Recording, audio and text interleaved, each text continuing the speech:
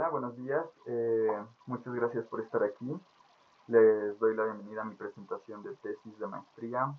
Se titula Análisis de la interfaz semántica pragmática de apéndices interrogativos con operadores de polaridad en español. Y yo, que soy Carlos Mora, soy el autor. Agradezco por esta tesis a la doctora Melanie Salgado, que es la organizadora de este mosaico, de muchos otros eventos en el seminario y además de su fundadora. Agradezco también a Enrique Meléndez y todos los participantes del seminario y a la UNAM y a CONACYT por su apoyo en la producción de esta tesis, que por cierto ya está disponible aquí en Tesis UNAM,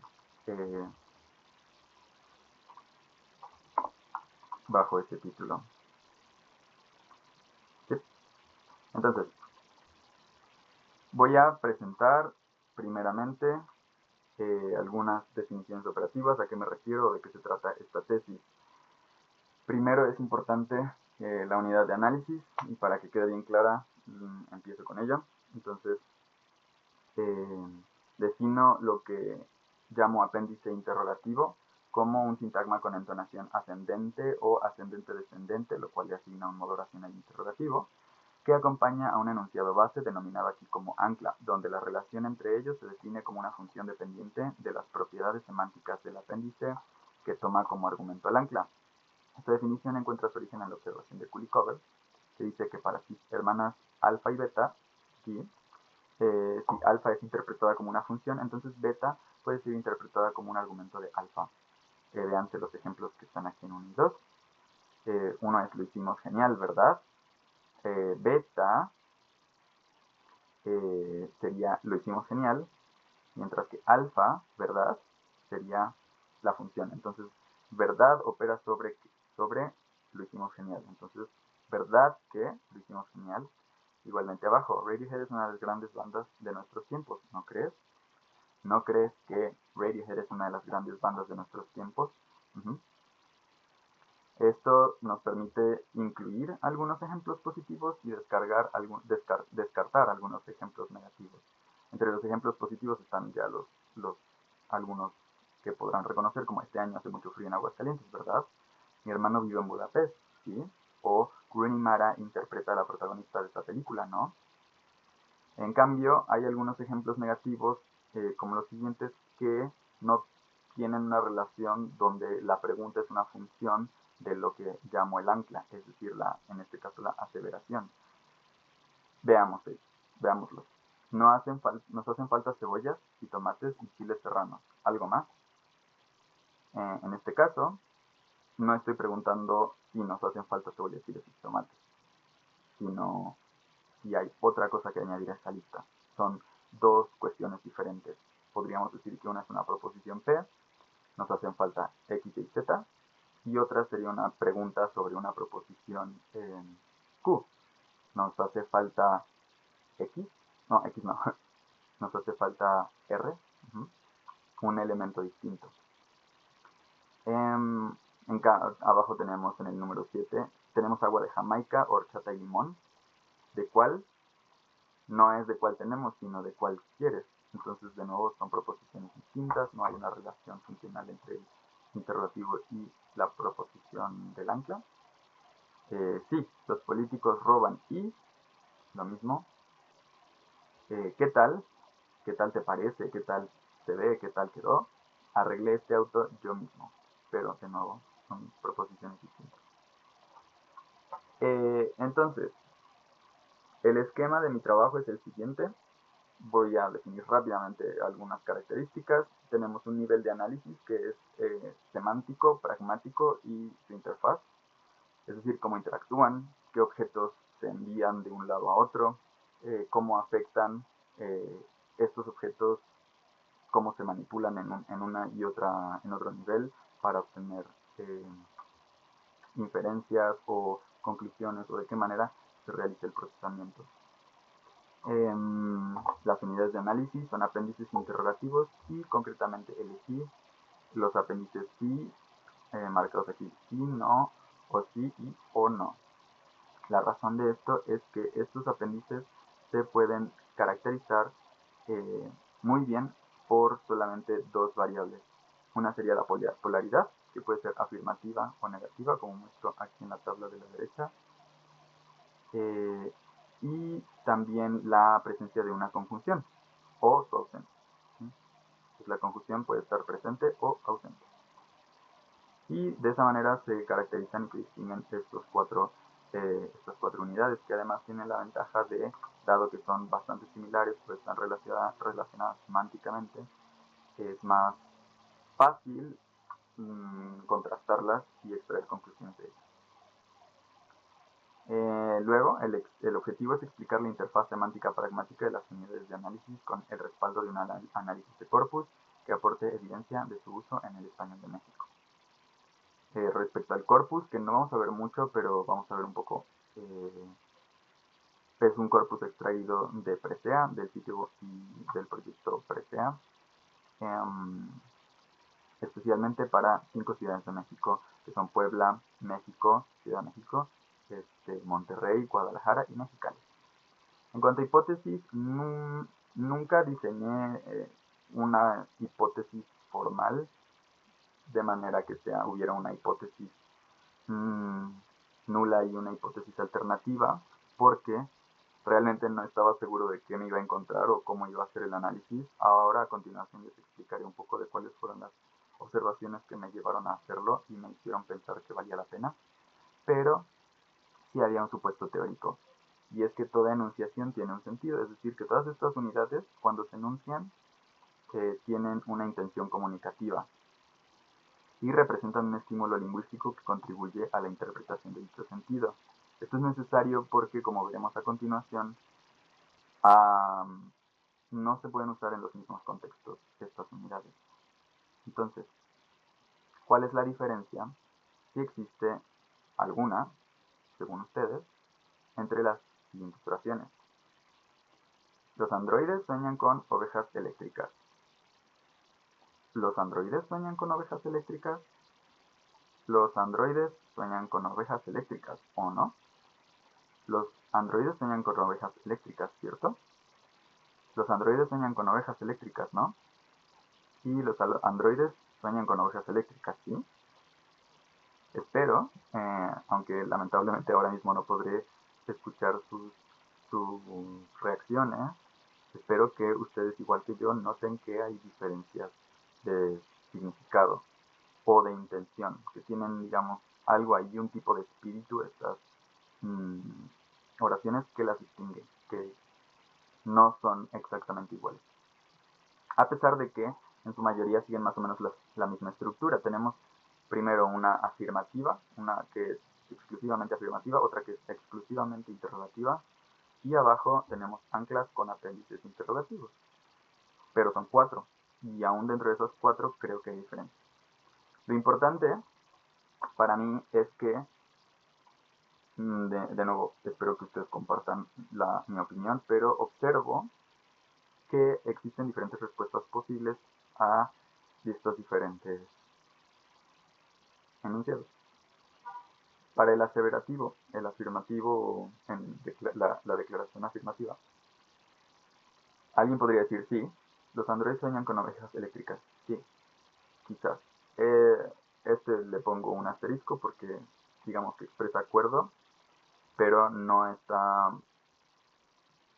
declarando condiciones de verdad, ¿no? Está más bien expresando acuerdo. No, es raro, o al menos es chocante, ¿no? Quizás no es imposible, pero es chocante. Si alguien afirma algo y alguien le responde que no, eso es un poco un conflicto. En cambio, lo que sí que es raro es no lo sé. Porque los androides sueñan con ovejas eléctricas. No lo sé. Es raro, y es raro porque me están informando. No me están preguntando. Entonces no se espera que respondas, no se espera que tú lo sepas. Se está asumiendo que no lo sabes. Por eso se te está informando. Entonces no tendría mucho sentido que respondas no lo sé. Es correcto y mentira. Sí que expresan una opinión respecto a las condiciones de verdad.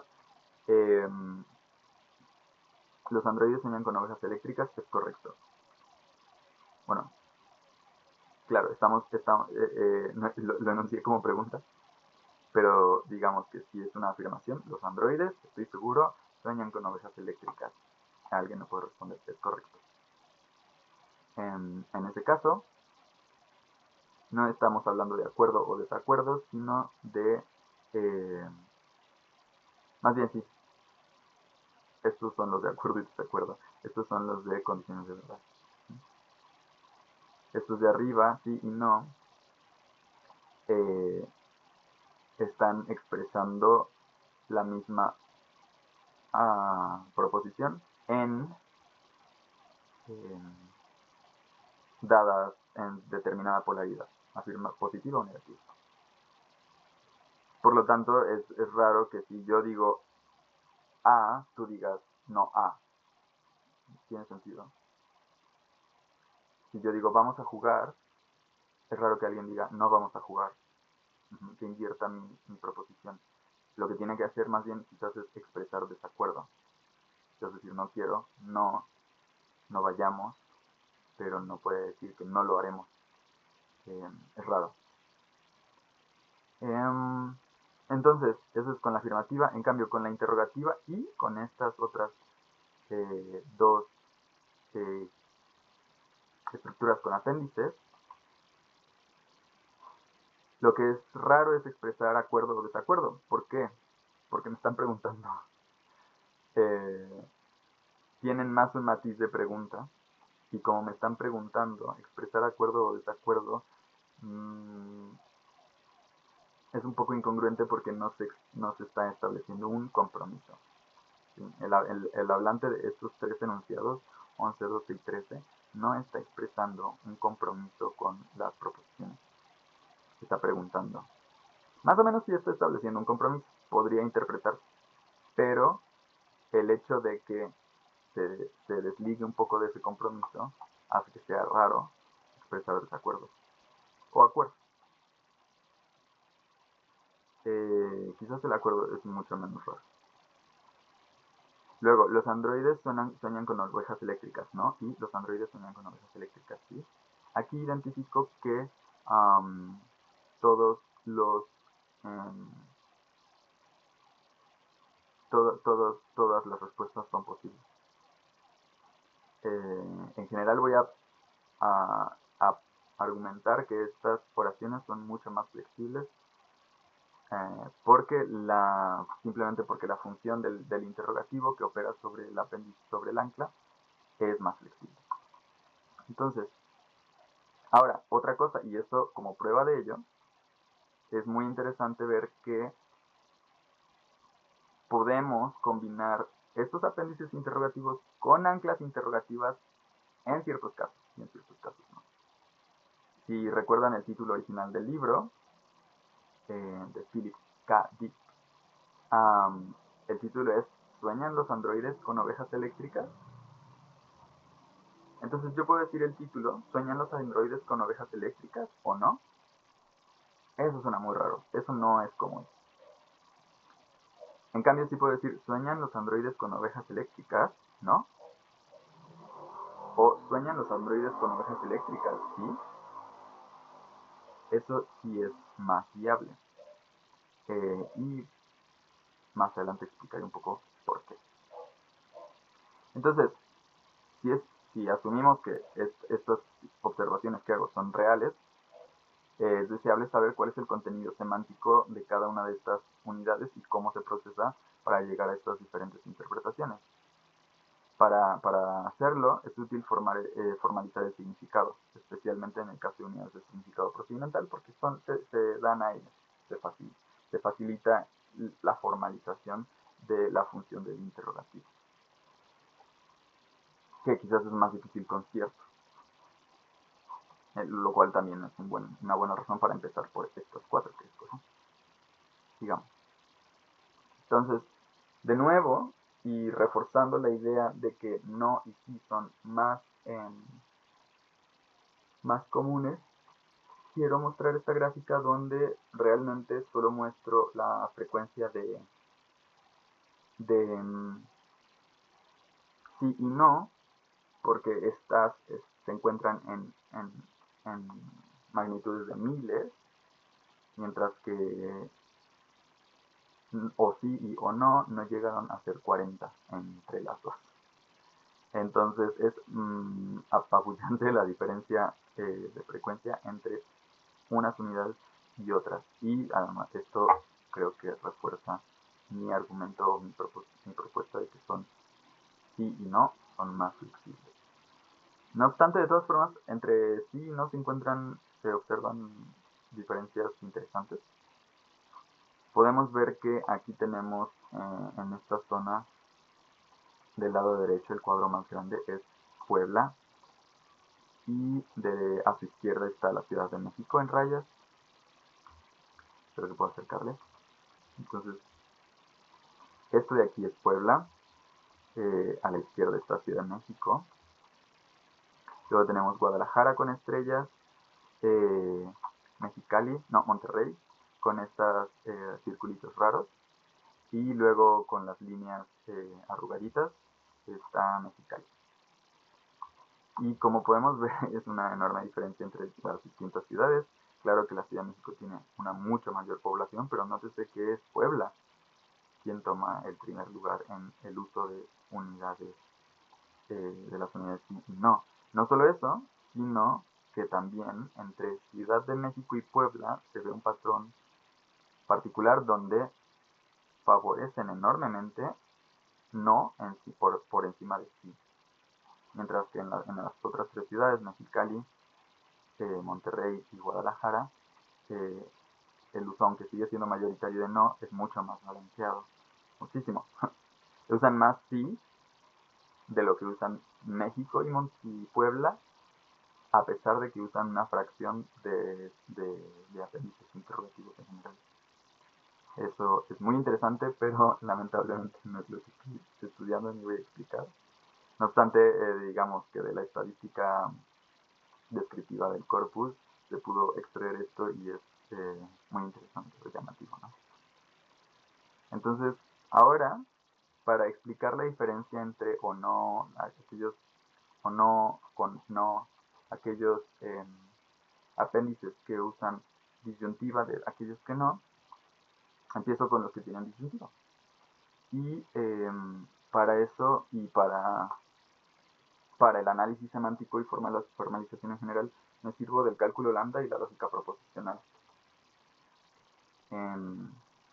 Que creo que el cálculo lambda es un tema muy interesante para lingüistas, ya que empata muy bien con una sintaxis basada en constitución.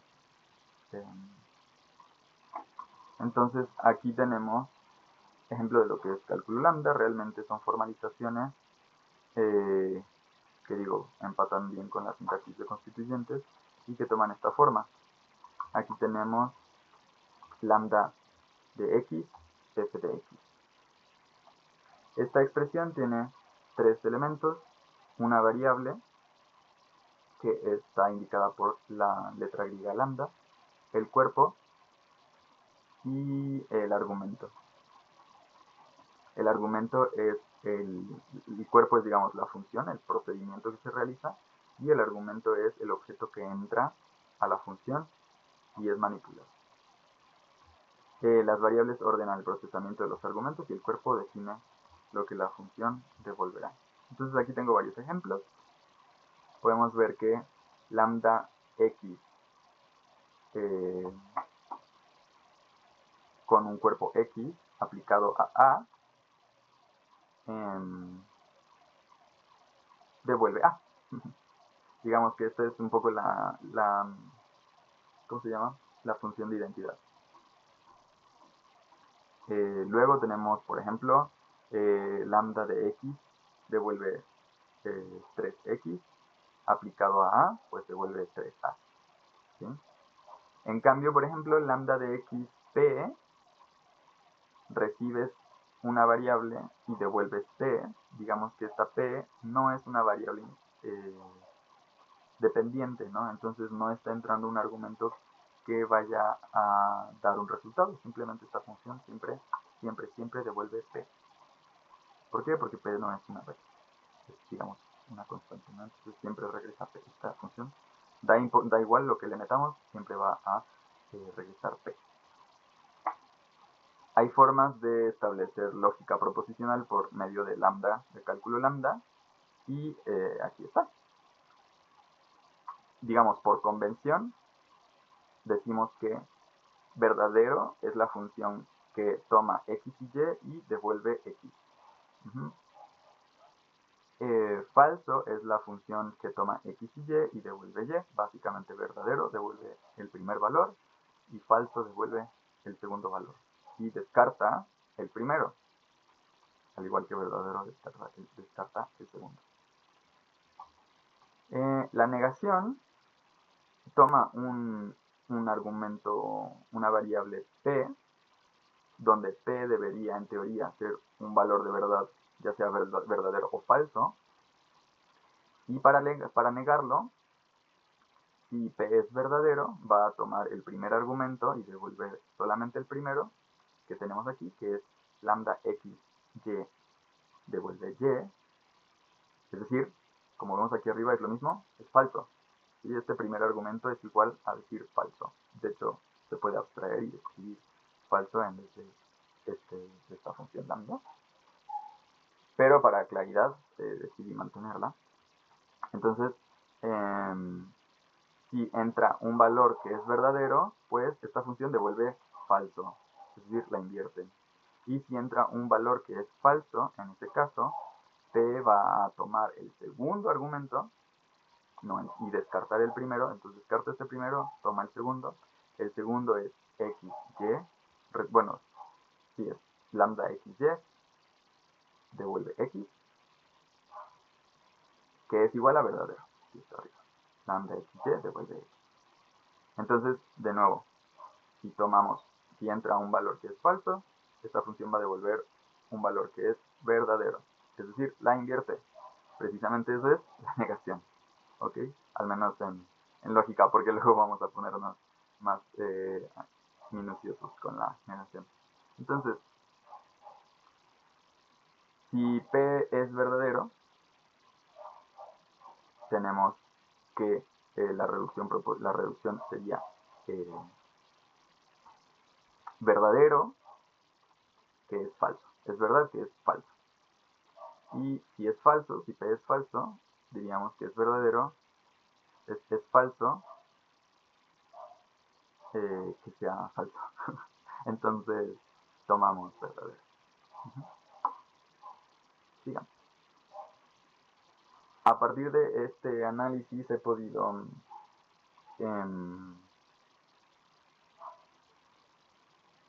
pues describir la función que ocurre con la conjunción disyuntiva. Básicamente la estoy tomando como un operador de disyunción exclusiva. ¿Por qué? Porque si recordamos la forma semántica, que ya la perdí, la dejé atrás, o no, los androides se unen con ovejas eléctricas o no. Esta es verdadera y entra como el primer argumento de la disyunción, digamos P, y la alternativa, que es Q, es la negación de P. Eso implica, como podemos ver en la tabla de verdad de la disyunción exclusiva, que siempre que P sea verdad, Q no será verdad, y siempre que Q sea verdad, P no será verdad. Por lo tanto, en este caso, no en todos los casos, hay disyunciones con la conjunción o que no son exclusivas, que son, digamos, inclusivas. Pero bueno, en este caso, como es o no, es P o no P, entonces la interpreto como una disyunción exclusiva. Y esta disyunción exclusiva se representa por este cálculo, por esta expresión en cálculo lambda. Yo los invito a que vayan a este sitio web que se llama LambdaCalc. Ahí lo escribí mal. LambdaCalc con C antes del punto.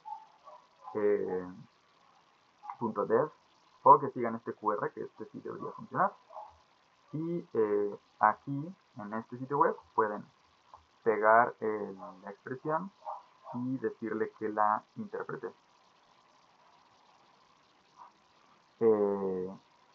Y la máquina empieza a procesar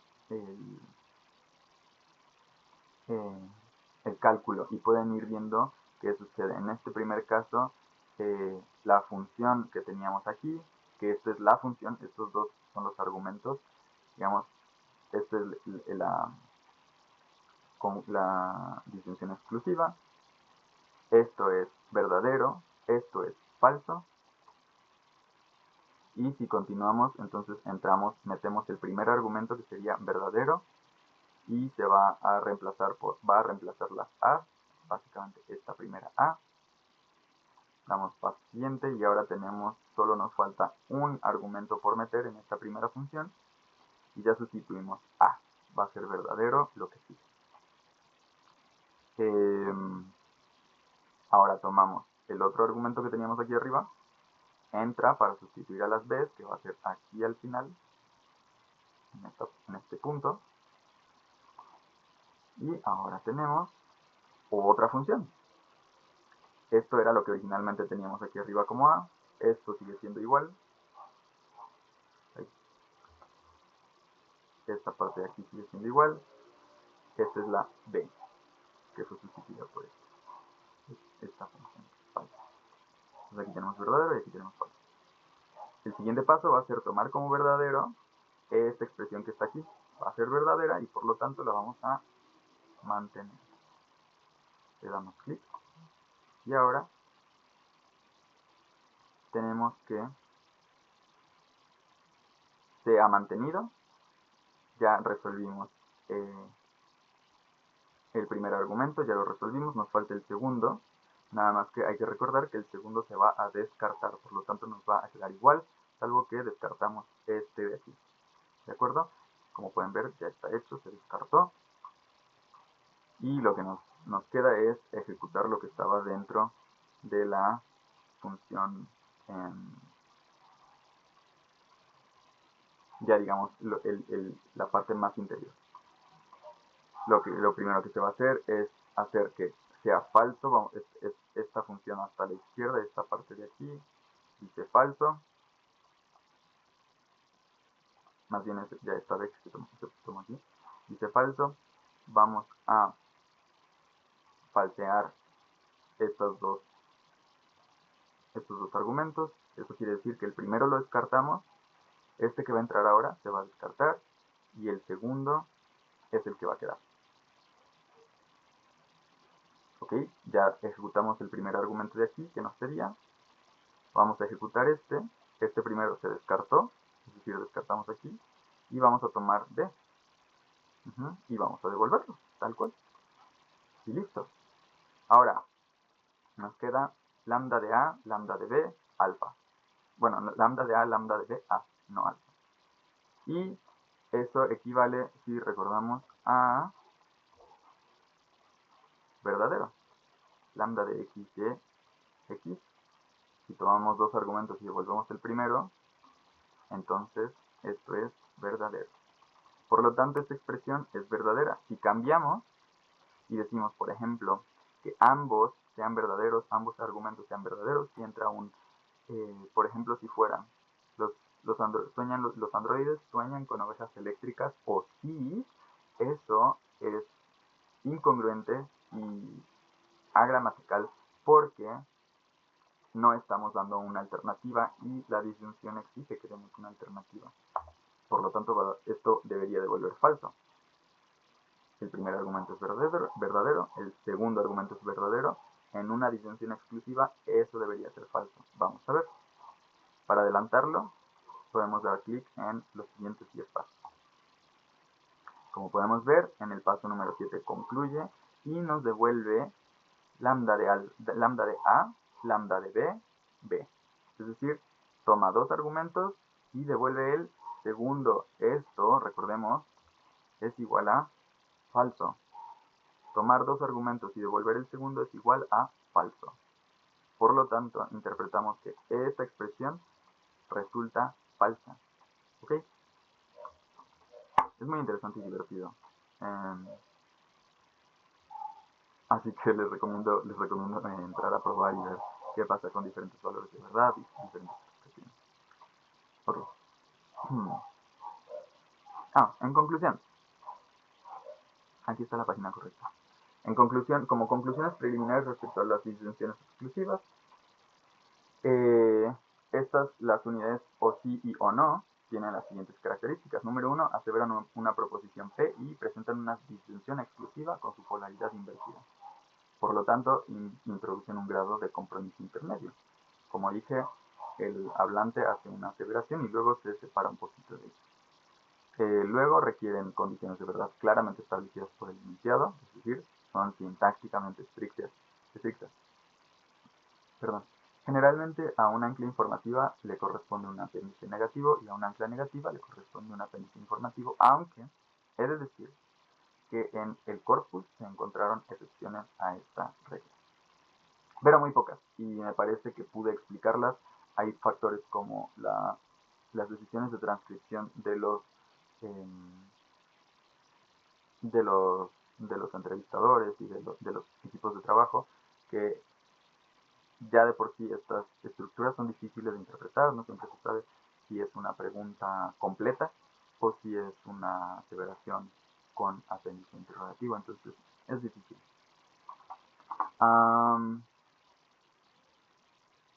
Y por último, no admiten anclas que no sean declarativas, como ya vimos con el título de ¿Sueñan los androides con ovejas eléctricas? Sí. Entonces voy a continuar. Ahora voy a hablar de operaciones y partículas de polaridad. Primero que nada, ya cuando estaba dando los ejemplos de respuestas posibles aquí al inicio, aquí, en estas respuestas posibles me estaba brincando este tema, que es que existen diferentes partículas para expresar acuerdo y polaridad de enunciados. En español son las mismas. En español usamos sí y no indistintamente, como voy a presentar aquí. En español usamos sí y no hay más. Pero quienes conozcan francés o incluso basta con el inglés, podemos ver que hay énfasis con auxiliares o con modales. La negación no es la misma cuando estamos negando una oración que cuando estamos respondiendo. Tenemos el not y tenemos no. Son dos unidades distintas que en español son iguales. Para negar una oración usamos no y para responder negativamente usamos no también. En francés, además, por ejemplo, hay afirmaciones enfáticas y respuestas como sí para oraciones que originalmente se preguntaron en negativo. Y en japonés hay muchísimas. Hay partículas, hay flexiones y hay adverbios, palabras de respuesta. Entonces, ¿a qué voy con esto? Pues que la negación en general ha resultado ser más ambigua de lo que uno se imaginaba. Russell en 1905 da un muy buen ejemplo, muy socorrido, muy famoso, que es el rey de Francia no es calvo. Esta oración se puede interpretar de dos maneras. O el rey de Francia existe y no es calvo, como en la interpretación formalizada en 1, o no existe tal rey que pueda ser calvo. Es decir, no existe el rey para atribuirle la cualidad de ser calvo. Como pueden ver, aquí tenemos la negación. Este es el elemento que expresa negación en esta función, en esta expresión formal. No es calvo, no tiene la propiedad de ser calvo, B de bald en inglés. Y acá la negación opera sobre el operador existencial, el cuantificador existencial. Entonces, existe al menos uno, es lo que dice esta expresión, y eso se niega, no existe ninguno. Se preguntarán qué pasa con el cálculo lambda. A final de cuentas, esto no es más que una abstracción de operaciones más minuciosas, ¿no? Pero que no vale la pena estar detallando punto por punto, ya que, se puede hacer, convertimos construimos un objeto que es verdadero, un objeto que es falso, construimos la negación de qué es de lo que estamos hablando, algunas otras operadores como si, con estas flechas, o el operador de identidad, o ¿de acuerdo? La conjunción y demás. Todo eso se puede construir en cálculo lambda. En la página que les di, ahí se ilustra cómo se representan en cálculo lambda muchas de estas operaciones. Okay, entonces, voy a argumentar que no y sí son operadores que se relacionan con el acuerdo y con el desacuerdo a través de estos operadores que muestro a continuación, que son verum y falsum, y que representan operaciones de negación y de afirmación especiales, no simplemente valores de verdad.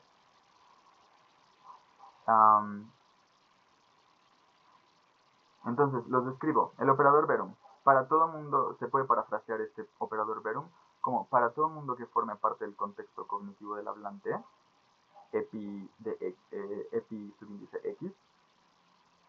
Primero, los argumentos que pueden ver aquí en lambda son P y W. P es la proposición y W es un mundo posible. Básicamente es el mundo posible correspondiente a esta situación comunicativa. Entonces, para todo mundo que forme parte del contexto cognitivo del hablante epi subíndice X y a la vez concuerde con los objetivos comunicativos de la conversación, que se representa como conv subíndice X, la proposición está en el terreno común, representado como CG subíndice W prima prima, es decir, el terreno común de este mundo posible. Y mientras tanto, el operador falsum es el opuesto, se puede parafrasear como para todo mundo que forme parte del contexto cognitivo del hablante epi subíndice X y a la vez concuerde con los objetivos comunicativos de la conversación, que se representa como conv subíndice X, la proposición no está en el terreno común. Esto quiere decir verum, que yo relaciono con sí, pero que esta no es completamente la operación, esta no es la operación final de sí, pero que está integrada en sí. Verum proyecta que la proposición está en el terreno común, que estamos de acuerdo todos. Mientras que falsum proyecta que la proposición, una proposición dada, no lo está, no estamos de acuerdo. Ahora voy a utilizar estos operadores en un objeto especial que se llama la tabla de puntaje conversacional, trabajada por muchos semantistas que trabajan conversación y procesos de actos de habla. Básicamente es un objeto que abstrae procedimientos y que representa la actualización de conversaciones, digamos, paso a paso. Se compone de diferentes conjuntos de compromisos para cada uno de los participantes. En este caso tenemos dos, A y B, pero pueden ser más. Cada uno de estos participantes tiene sus compromisos, que se representan como una proposición con un valor, un grado de compromiso. Este grado puede estar entre 1 y 0.5, según yo. Heffler y Malamud propusieron esto del grado de compromiso. Yo propongo que tiene que estar entre 0.5 y 1, porque por debajo de 0.5 es lo mismo que decir que el compromiso es a favor de la negación de la proposición. Luego tenemos una pila de asuntos en cuestión. Como pueden ver, entran en orden de 1, 2 y 3 estos objetos, donde el último que entra queda hasta arriba. Y solo se puede tomar y extraer el primero que está hasta arriba. Esto quiere decir que lo último que se dice es lo primero que se resuelve. Y a partir de ello se van resolviendo otras que estaban antes. Estos conjuntos constan de la forma sintáctica del enunciado porque esto tiene hay algunas respuestas que dependen de la forma en que se enuncia. Se incluye también el modo oracional y se incluye la proposición de cada uno de los enunciados. A su vez, estos enunciados proyectan un terreno común particular. Este es el terreno común proyectado. Y cada uno de estos enunciados proyecta en este mismo un conjunto de proposiciones que van más allá de lo que está en cuestión. Hay proposiciones que van a pasar, pero que no están en cuestión, que son tácitas o que pasan por debajo de la mesa. Y aquí es donde se incluyen estas proposiciones. Además, en este punto es donde podemos aprobar o rechazar proposiciones antes de que entren al terreno común, porque ahí es más difícil que sean rechazadas. Básicamente, si se rechazaran en el terreno común, esto implicaría que primero se admiten y luego se rechazan. Pero no parece que eso tenga sentido o que concuerde con lo que vemos en la realidad. Entonces necesitamos un punto previo, un paso previo, donde podamos rechazar antes de admitir. Entonces, en estas animaciones represento algunas de estas operaciones y cómo funcionan con diferentes, especialmente con la aseveración, que es lo más sencillo. Simplemente se inserta un compromiso, se inserta un asunto en cuestión y se proyecta un terreno común particular. Del lado derecho, si la proposición o si el enunciado es admitido, además de, después de que pasa toda la aseveración, pues la admisión empieza a operar. Toma lo que está en cuestión, lo procesa, actualiza los compromisos para que todos, si se admite, entonces todos están comprometidos, y se pasa del terreno común proyectado al terreno común aquí arriba. Antes de que esto suceda, tiene que haber una evaluación, porque el terreno común tiene que ser congruente consigo mismo. Por lo tanto, expreso esta evaluación aquí con estas pi, donde digo que la pi minúscula, una proposición en el terreno común proyectado, cualquier pi minúscula que esté aquí, se incluye en el terreno común si y solo si, aquí me falta una flecha, si y solo si para toda pi mayúscula, que sería el conjunto de proposiciones que ya están en el terreno común, para toda pi mayúscula que está en el terreno común, pi mayúscula y pi minúscula son congruentes. Es decir, no puede entrar una nueva proposición que contradiga todo lo que está en el terreno común o que contradiga algún elemento que está en el terreno común. Puede ser, pero entonces hay que hacer otras operaciones. No es la admisión típica. Habría ya que trabajar con el terreno común. Por ahora nos quedamos con esto. Ahora, eso fue la admisión, la aseveración. ¿Qué pasa con las unidades que a mí me interesan, que son sí y no? En este caso, aquí en esta animación, represento las diferencias que van desde la aseveración a falsum de P a Q falsum de P. Recordemos que yo relaciono Q falsum con no y Q verum con sí. Q falsum básicamente quiere decir preguntar, falsum una proposición. Q verum diría preguntar, verum una proposición. Y donde todas estas funciones están operando en esta secuencia, ¿no? Tenemos una proposición, esa proposición se modifica por falsum, el resultado de ese falsum se modifica por la pregunta, por la interrogación, la operación de interrogación. Entonces, falsum, una aseveración proyecta la proposición y algunas implicaciones. Falsum de P proyecta la negación de esa proposición y proyecta que esa proposición estaba, como recordamos, estaba en el terreno común.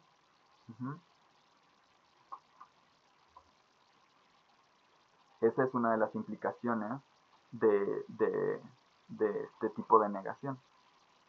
¿Por qué? Porque si lo pensamos, tienen que ver, si estamos tomando que estamos interpretando falsum como una forma de desacuerdo, para estar en desacuerdo, la proposición tiene que ser pensada por alguien, ¿no? Entonces, falsum supone que la proposición ya estaba en el terreno común o que estaba en la mente de alguno de los participantes y que no debería estar. Sin embargo, al preguntar, quitamos ese debería, quitamos ese debería o quitamos ese desacuerdo y preguntamos si hay desacuerdo, pero no cambiamos el hecho de que proyectamos o ya proyectamos que la proposición sí estaba en el terreno común. Entonces, damos la libertad de que no hay un sí o no definitivo con falsum, que originalmente falsum por sí solo es un no definitivo, pero preguntar falsum ya no es un no definitivo. Y si a eso sumamos, como tenemos aquí a la derecha, que originalmente se asevera P, primero me comprometo con P. Luego, con Q falsum, ya no estoy negando fuertemente, sino que estoy dando la oportunidad o la opción de que haya un desacuerdo con P. Pero no lo estoy forzando. Sin embargo, sigo proyectando que P ya estaba en el terreno común. Sigo proyectando que eso ya estaba ahí. Eso no cambia. Porque como las operaciones ocurren sobre asuntos en cuestión y no sobre terrenos comunes proyectados, el terreno común proyectado no cambia. Y si se admite todo, que es la operación más natural, aunque no se diga nada, se está admitiendo. Sobre todo, más bien, al no decir nada es una forma de admitir, ¿no? El que callo otorga. Entonces, se estaría admitiendo, número uno, la proposición, y en segundo lugar, se estaría admitiendo que ya estaba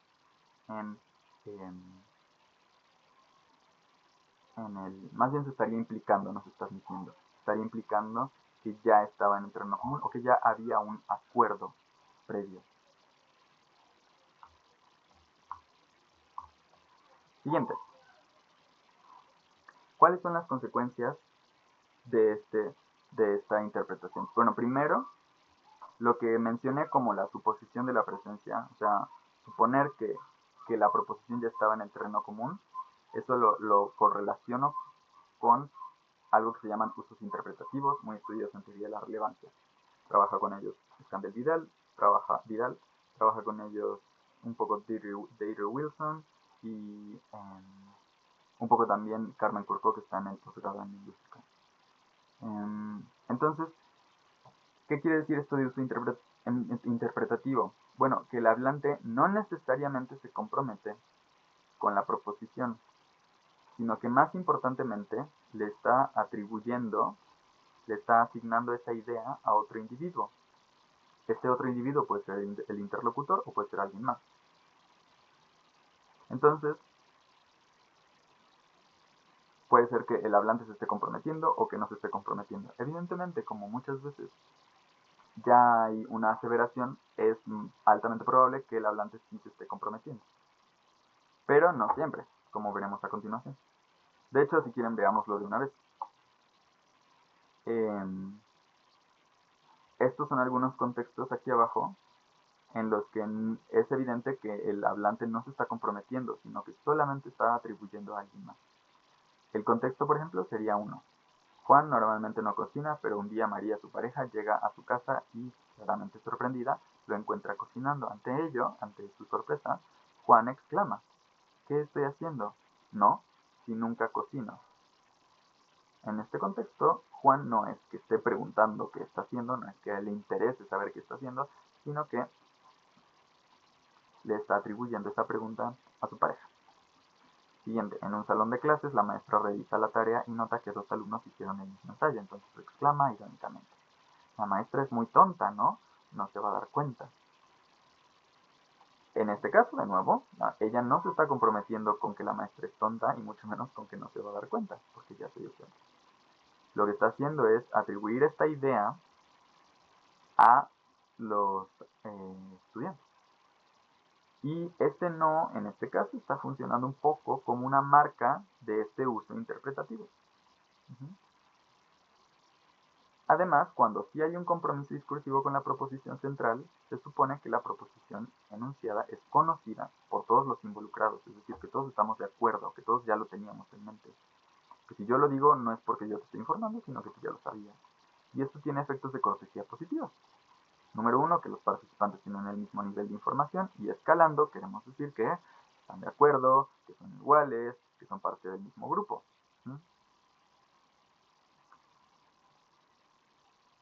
Aquí tenemos algunos ejemplos de lo que a mí me pareció llamativo y que se puede relacionar más o menos con estos ejemplos de 37 y 38 que son inventados, pero estos de 30 a 36 no lo son.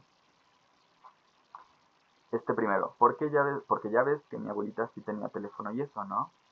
En este caso, ya ves, es un verbo que implica un poco el estado cognitivo del interlocutor. No, para arriba sí y para abajo, ahora sí como dijo la canción, ¿no? Que para arriba volteé muy poco y aquellos no saben mirar para abajo. Aquí tenemos explícitamente como dijo la canción, aunque no es claro, del todo claro que lo que se esté atribuyendo que es la canción, sea sobre lo que se está preguntando, es un contexto donde ahí aparece un poco una interpretación, un uso interpretativo. Otro, y este definitivamente tiene que serlo, qué salto, ¿no? Qué salto, ¿no?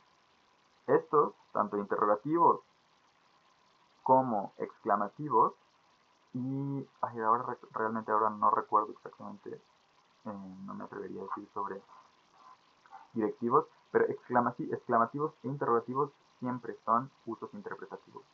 Siempre, siempre. ¿Por qué? Porque de esa forma se le está atribuyendo la proposición, pero en esa forma particular, al interlocutor. Y en ese sentido es muy importante este uso de no, porque marca que no soy yo quien o sea, a lo mejor yo me sorprendo, pero lo importante es que estoy pensando que tú también te has sorprendido por este salto. Y la sorpresa no se debe perder en este uso interpretativo. Sí, entonces hay más ejemplos. Voy a adelantar. Ahora, para Cuberum, si no supone que la proposición está previamente en el terreno común, verum lo que hacía era suponer que originalmente no estaba y que tendría que estarlo. En este caso, eso. Y por lo tanto, los dos hablantes o el hablante y sus oyentes no comparten el mismo nivel de información, sino que él tiene o ella tiene una mayor autoridad epistémica. Estas características y el análisis de Inoue sobre la partícula yo en japonés me llevaron a proponer que esta función ejecuta una orden de revisión del terreno común para eliminar toda proposición presente en él que pueda ser una contradicción antes de intentar integrar el enunciado. Es decir, yo te voy a decir algo, o yo ya te dije algo, y eso antes de que veas si lo admites o no, apunto o marco que todo lo que creas, tengas en tus creencias o en tu cabeza sobre que sean posiblemente contradictorios con esto que te voy a decir, tienes que quitarlo. Uh-huh.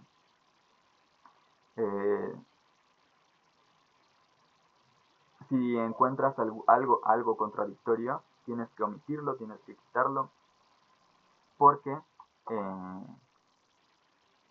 es importante o enfatiza el valor positivo de la proposición.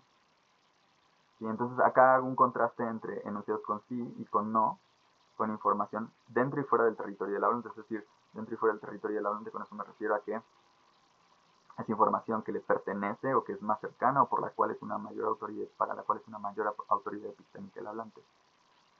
Sobre todo coincide con cosas de mi vida o de mi familia o sobre las que yo tengo una competencia, tengo mucha autoridad porque he estudiado mucho, porque estoy muy familiarizado. Veamos. 1. Creo que era un cambio, bueno, 39. Creo que era un cambio para mí y salir de la rutina, ¿sí? Estoy hablando de mí, entonces aquí tengo autoridad epistémica. Creo que era un cambio para mí y salir de la rutina, ¿no? Aquí es raro. Aquí es raro porque, no tan raro, de hecho es muy común, pero llamo la atención sobre algo. Estoy hablando de mí y le pregunto al otro como si está de acuerdo o si ya lo sabía. Eso es un poco raro. Ahora, me lo explico pensando que estoy asumiendo que el otro tiene empatía, que el otro habría reaccionado igual, o que entiende por qué reaccioné así, o por qué me sentí así. Entonces, véanse los otros ejemplos. Creo que fuimos puras quinceañeras, sí, creo que fuimos puras quinceañeras, no. Usted dice que los reyes eran pueblitos, sí, usted dice que los reyes eran pueblitos, no. Todas son posibles. No quiero decir que alguna de estas es rara o imposible. Especialmente quiero enfatizar que son diferentes. Que usar uno u otro apéndice cambia el sentido. Especialmente, por ejemplo, en el último 41, usted dice que los reyes eran pueblitos y suena a yo le estoy diciendo qué es lo que dijo. Usted dice que los reyes eran un pueblito, ¿sí? Usted lo dijo, usted ya se comprometió. Mientras que en el segundo, usted dice que los reyes eran un pueblito, ¿no? Más bien suena a que yo estoy confirmando haber entendido correctamente lo que usted dijo. Más evidente que, creo que lo más evidente tenemos, ellos son los terroristas, ellos son terroristas, sí, pero creo que lo más evidente es lo que necesitas es relajarte. Porque lo que tú necesitas es obviamente cuestión tuya, es asunto tuyo. Y que yo te esté imponiendo cuál debe ser la información correcta con sí, suena muy fuerte y espero que ustedes también puedan notarlo. Que lo que necesitas relajarte, sí, es un enunciado impositivo, básicamente. Entonces, en conclusión, los apéndices sí y no se distinguen mucho de o sí y o no. La conjunción disyuntiva exclusiva provoca que este grupo con conjunción tenga características sintácticas y semánticas más rígidas, aunque aún así comparte la función general de todas las preguntas, que consiste en invitar al interlocutor a participar. ¿Sí? Luego, los apéndices sin conjunción, sí y no, introducen los operadores especiales de características metarepresentacionales Q, Veron y Q Falcon. Ya no hablamos de metarepresentaciones porque no hay tiempo. Estos interactúan directamente con el terreno común y las creencias de otros participantes respecto a una proposición. Hacen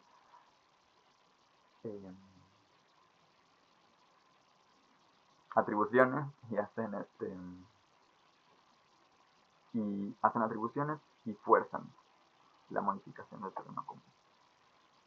Los efectos pragmáticos de estos operadores incluyen la distribución de autoridad epistémica, que al mismo tiempo tiene efectos de cortesía positiva, además de los ya ampliamente mencionados efectos de confirmación de la correcta asimilación del mensaje, de acuerdo, de escuchar bien, pausa, dar el turno. ¿Sí? Esas son cuestiones que asumo que coinciden con las preguntas en general. Especialmente, bueno, para terminar con consideraciones finales, limitaciones. Por mencionar una, quisiera específicamente decir que a mí me gustaría cambiar un poco la idea del terreno común de una caja donde entran objetos a una operación de comparación. Que cada quien tenga su cajita donde tiene sus propias creencias y el terreno común se obtiene mediante la comparación de esas cajitas, pero no porque ahí estén entrando objetos. Eso es lo que yo preferiría. Y respecto a posibles líneas de investigación, yo creo que obviamente se puede extender el panorama a otras unidades, otros apéndices interrogativos, pero también a otras unidades especialmente de significado procedimental. Creo, por ejemplo, que mi análisis de sí se puede conectar con el análisis de Blakemore de Butt y que se puede hacer una formalización similar. Además, creo que sería muy bueno continuar Verum y Falsum se tienen que aplicar a muchas otras cosas, yo creo. No estoy seguro de cuál es la extensión en la que se han aplicado, pero definitivamente son muy útiles. Y deberíamos, yo creo, estar haciendo un inventario de operaciones formalizadas, que sean muy concretas. Obviamente para eso tenemos que ponernos de acuerdo, por ejemplo, en una tabla conversacional y demás, para trabajar dentro del mismo marco y con las mismas definiciones, pero el, creo que sería muy buena idea poder construir un inventario de operaciones generales que se aplican lingüísticamente y que esto se puede generalizar muy extensamente, como ustedes han visto. Creo que son bloques muy pequeños y concisos, pequeñitos, concretos, muy sólidos, que permiten extraer conclusiones muy interesantes, a mi parecer. Entonces, creo que esta es una buena guía de continuación. Les agradezco mucho la asistencia y su tiempo y su atención. Espero poder de alguna forma llegar y resolver preguntas, si es posible, si no, que me las anoten y quizás podríamos publicarlas en la página o en el Facebook con las respuestas para, para no dejarlas en el aire. Muchas gracias.